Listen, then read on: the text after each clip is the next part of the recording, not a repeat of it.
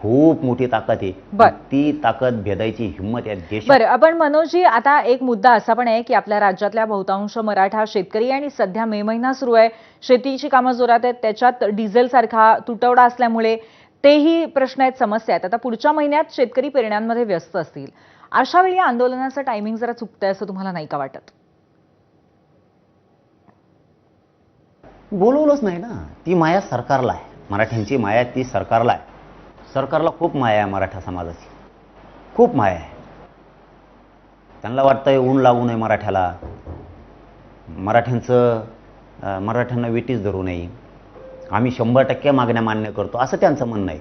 तर मग मी पण विश्वास ठेवला, समाजाने पण ठेवला.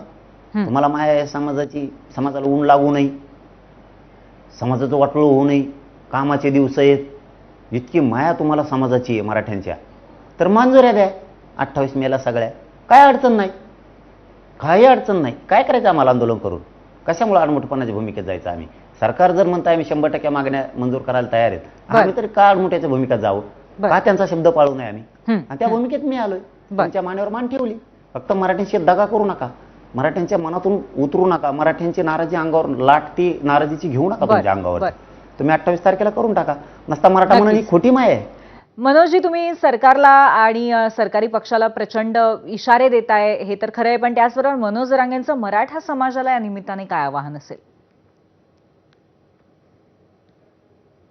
शांतता राहावा सगळ्यांनी. आरक्षण तर मिळवायचं, मिळवलंय, राहिलेलं मिळवायचं. लेकरं हे सर्वस्व आहे, पक्ष आणि नेता सर्वस्व नाही आहे. त्यांनी कमवून 100 पिढ्याचं ठेवलंय. तुम्हाला तुमच्या आत्ताच्या लेकराचं शिक्षण, नोकऱ्या, त्याचं भविष्य, त्याच्या योजना घ्यायच्या, त्याला उंचीवरती नेऊन अधिकारी बनवायचं, त्याला साहेब बनवायचं. तुमची दारिद्र्य दूर झाली पाहिजे, तुमचे कष्ट वाट्याला जे आले ते दूर झाले पाहिजेत. तुम्ही स्वप्न बघितलंय लेकरू अधिकारी झाल्याच्या नंतर आपल्या सुखासमाधानाचे दिवस येतील, त्याच्यासाठी लढायचे.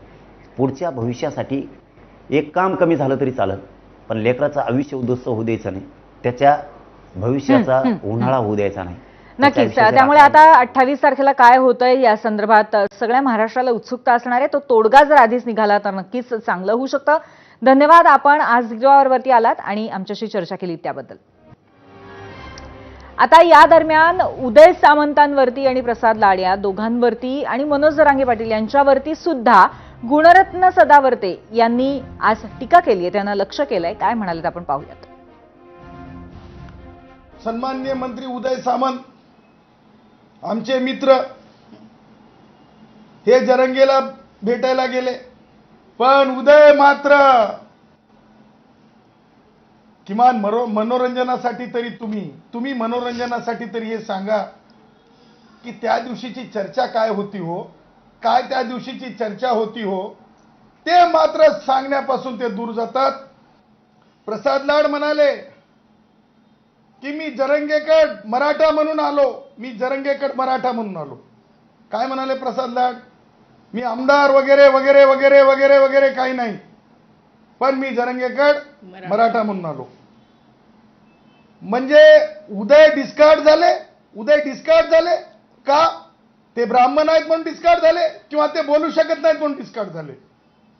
आणि प्रसाद लाड मराठा आहेत म्हणून चर्चेला पात्र झाले आणि उदय सामंत अपात्र झाले.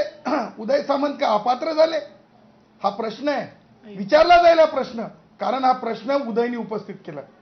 जरंगे काय म्हणते? संविधानाला बाजूला करा म्हणल्यासारखं म्हणते आणि कास्ट व्हॅलिडिटी फट फट फट फट फट फट फट फट फट फट.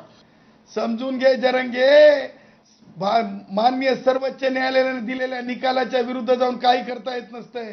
हे पोटशूळ नाही, ही सत्यता आहे, ही गंमत नाही, हे वास्तव आहे.